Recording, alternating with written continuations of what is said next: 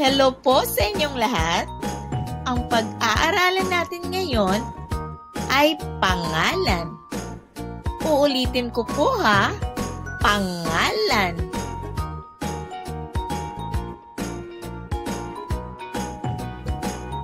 Ano nga ba ang ibig sabihin ng pangalan o noun sa salitang Ingles?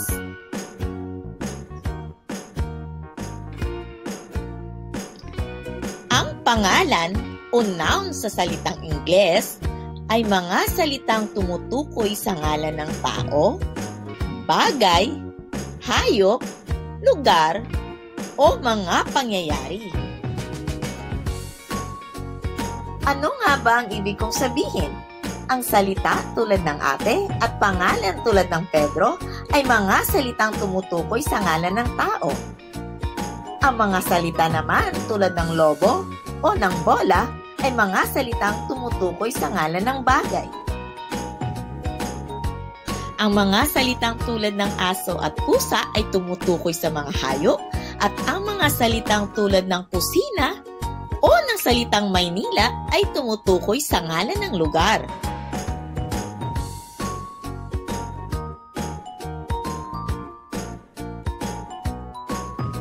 Ang bagyo at ang kaarawan ay mga salita namang tumutukoy sa mga pangyayari.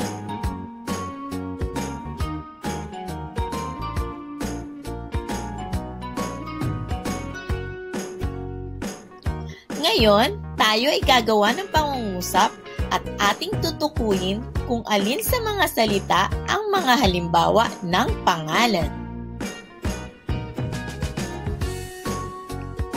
Ang bata ay masaya. Ang bata ay salitang tumutukoy sa ngalan ng tao. Ito ay halimbawa ng pangalan.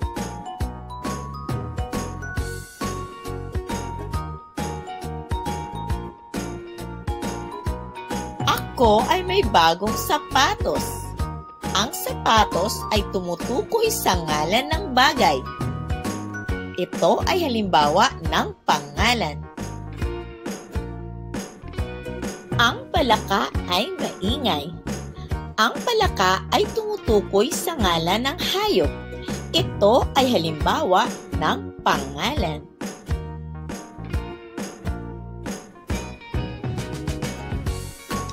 Ako ay pupunta sa simbahan. Ang simbahan ay salitang tumutukoy sa ngalan ng lugar. Ito ay halimbawa ng pangalan. Malapit na ang Pasko. Ang Pasko ay salitang tumutukoy sa isang pagdiriwang o pangyayari. Ito ay halimbawa ng pangalan. Naintindihan niyo po ba ang aking pagpapaliwanag? Kung gayon, sabayan niyo ako sa aking pagbigkas. Ang pangalan o noun sa salitang Ingles ay mga salitang tumutukoy sa ngalan ng tao, bagay, hayop, lugar, o mga pangyayari.